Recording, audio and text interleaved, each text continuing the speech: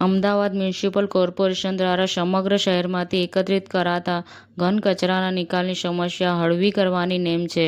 આ પ્લાન્ટ થકી વાર્ષિક 1,50,000 કિલોગ્રામ જેટલા મિથેન ગેસનું હવામાં ભળવાનું અટકાવી શકાશે. ઓપરેશન સિંદૂર પર પાકિસ્તાનની મોટી કબૂલાત બહાર આવી છે.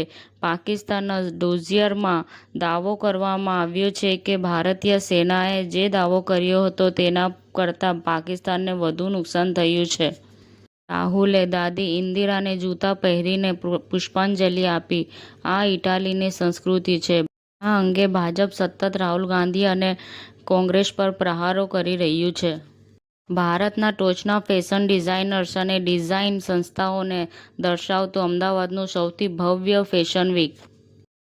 મેક્સ ફેશને આ ઉનાળામાં ડિઝનીના લીલો એન્ડ સ્ટીચથી પ્રેરિત એક ટ્રોપિકલ કલેક્શન લોન્ચ કર્યું છે. પાકિસ્તાનની ઉભરતી ટિકટોક સ્ટાર 17 વર્ષની શના યુસુફની ગોળી મારીને હત્યા કરવામાં આવી.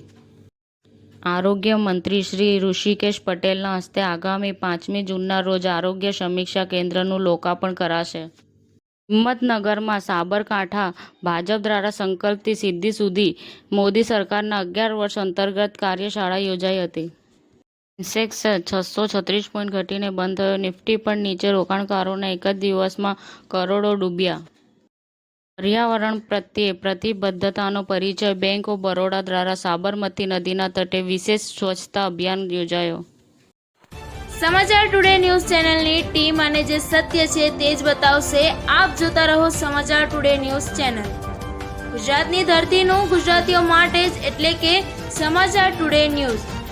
અમારી સમાચાર ટુડે ન્યૂઝ ચેનલને લાઈક કરો, શેર કરો અને સબસ્ક્રાઇબ કરો અને જોડાયા રહો સમાચાર ટુડે ન્યૂઝ ચેનલ સાથે.